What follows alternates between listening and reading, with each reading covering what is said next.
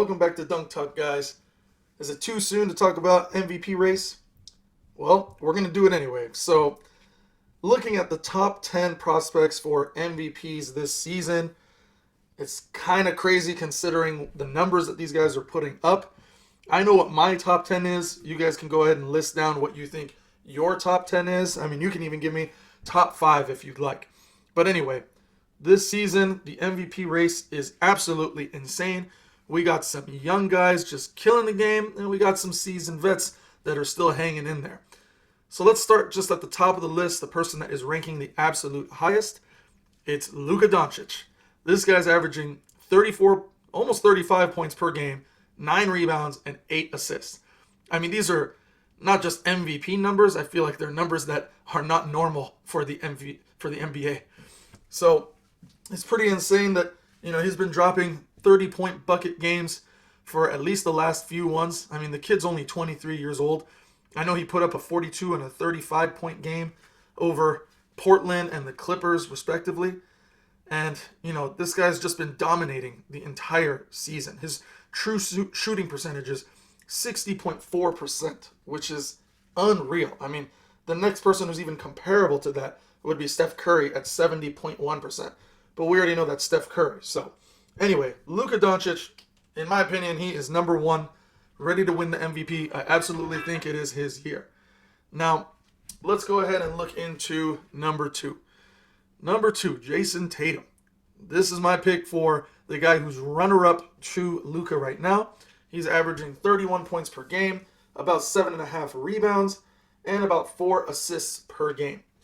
Now, with Tatum, 24 years old, he has just been dominating the season as well. He's been hitting a lot of his 3 balls, with the exception of what he had against, I forgot what team it was, but just his last game. He didn't shoot completely well, but overall, I mean, Tatum's game between defense, offense, switchability between positions if needed, whatever the team asks of him. I mean, this kid is unbelievable. I can't even believe he is as young as he is. I mean, he's damn near the same age as Luka, and he's putting up the same stats as Luka. And I'm sad as a Lakers fan that, we basically passed up on him. So, anyway, that's Tatum for you. Number 3, I got to give it to my guy, Giannis Antetokuro. I mean, I think not too long ago, I think it was just last week's ratings, he was already at the number 1 spot for the projected MVP. But he's averaging 30 points a game, about 12 rebounds, and about 5.5 assists per game. Now, he did sit out the last 2 of Milwaukee's last 4 games, and he was shooting 6 of 8 from the field Wednesday night against the Cleveland Cavaliers, even though they still won that game. And in that game, he still finished with 16 points, 12 rebounds, and 8 assists. But I do want to mention that Antetokounmpo, he's averaging a career high 30 points per game. He's tying that amount for his career high average. And he ranks second in the NBA in rebounding at 12 rebounds per game.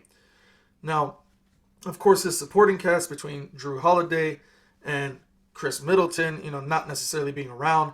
I know Chris has been out, and I know Drew has had a sprained right ankle, which has made him miss 4 consecutive games.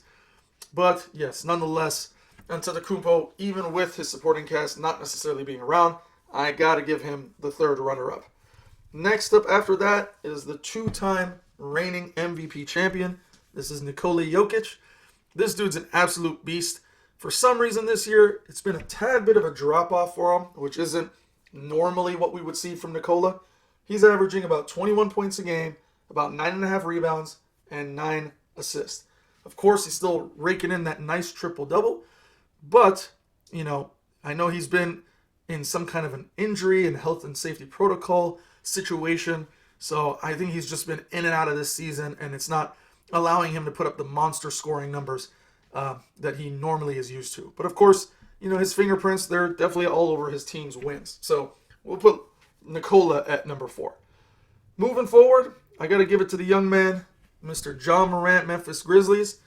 This kid, I mean, it was a big toss-up for me to either put Nikola first or to put Ja Morant first between each other. But I gave it to Nikola as number 4. I'm giving Ja Morant number 5. He is averaging 29 points per game, 6 rebounds a game, and almost 7 assists a game. Now, John Morant and the Grizzlies, they've dropped two straight since his backcourt mate Desmond Bane suffered that sprain in his right big toe, and he's going to miss out the next 2 to 3 weeks. But Morant has still definitely been putting up his work, and even some really nice highlights that he's had against the New Orleans Pelicans game too. In that game, he even scored 36 points, and I think his 30th point game this season, actually. So he's on a roll, and to be honest with you, if he keeps it up and he's able to take this team to the playoffs, which I expect that he will, and somehow finish high within the playoff seed ranking, then I have no doubt in my mind that I could push this guy even past Nikola Jokic and possibly Giannis. But we'll see. He's got a long way to go. Now, for the rest of my guys, I don't really have too much of a detailed breakdown for all of them. Granted, I just kind of wanted to emphasize the top 5 that I had. So just to remind you guys again, we got Luka number 1, Jason Tatum number 2, Giannis Antetokuro number 3, Nikola Jokic number 4, and John Morant number 5. Those are my top 5. Now, the next top 5, which I totally thought the first guy out of this next top 5, so number 6, I totally thought he'd be in a different position than where I'm placing him now, just because he was so close to winning it last year. But I'm going to give it to Joel Embiid. Joel Embiid at number 6. To be honest, he's been good this season. I'm not going to dock him by any means, but he just hasn't been the same guy that we're used to. Why that is, I have no idea. It might be the Harden, mesh. It might be the fact that, they're coached under Doc Rivers and Doc Rivers just doesn't have it anymore. I don't know what it is. But nonetheless, Joel has somewhat of a ladder to climb before we can even consider him MVP this season. Then the next few guys, number 7, Shai Gilgeous-Alexander. I don't know if I've ever put this guy at my MVP top 10 list. He's always been a really good player, definitely all-star status. But I don't know what it is. I think as he's getting older and he's just learning year after year in the NBA how to actually play, Shai's been doing outstanding when it comes to his team and lifting OKC. And let's be honest, Chet Holmgren's been out, and OKC doesn't necessarily have that much star power. And, it's going to take some time for them to rebuild, but we all know that they have a whole bunch of picks that they're going to be able to choose from, moving forward. So maybe Shai will get some young talent to help him out. But for the time being, it really just seems like, he's still in the MVP race to me. He's got a long way to go to beat someone like Luka, but man, he is carrying this team very well. Next up, we got Devin Booker, number 8. Now, I expected the Suns to be absolutely nuts this season. And the only reason I say that is because they've been going at this year after year, just trying to inch their way through to win a championship. And for some reason, even with Monty Williams as the head coach, great coach, they still cannot pass that threshold or that bar that just sets them over the top. I don't know what it is. I don't know why this keeps happening to them. Again, maybe it just could be the pieces that are put together. It could be that Chris Paul is just making too much damn money and not letting enough of the wealth spread by so that they can get some more solid rotational pieces around Devin Booker. Don't get me wrong, Chris Paul is an amazing point guard. He's still even considered the point god to some people, but I don't think the amount that he makes is commensurate to the gameplay that he has. Granted, if you have him on your team, you keep him and you push with it what you can, but I think the proof is in the pudding right now. This team doesn't seem to be going anywhere, or at least not winning a championship, I don't think anytime soon. Nonetheless, Devin Booker is still an outstanding player, and this year he's doing decently well with what he's got, so I'm going to put him at number 8. Number 9, the old Utah Jazz man, now Cleveland Cavalier, Donovan Mitchell. This guy has been killing it in the Cavs. I think last week his MVP race standing was at number 4, if I'm not mistaken. So he was even doing pretty well just in terms of the ranking status. Now, with that being said, Donovan Mitchell still a long way to go. It's not like he's catching up to Luka anytime soon, but he's got a great team around him. And I'll tell you this, if Cleveland, as well as they are doing, if they make it to, the Eastern Conference Championships, this guy, he deserves to be at least in the top 5 contention for winning the MVP. Because we know, they had difficulty kind of getting there last year, even though they had a solid team. This year with Donovan Mitchell, man, things are looking amazing. And lastly, and I hate to put this guy last in terms of my top 10. I mean, it's good that he's still there, but I hate to even not consider him as, even my top 3. That would be Steph Curry. This poor guy, I mean, he's doing everything he possibly can, dishing out 40-point games and, shooting like it's nothing. I mean, the best shooter of all time.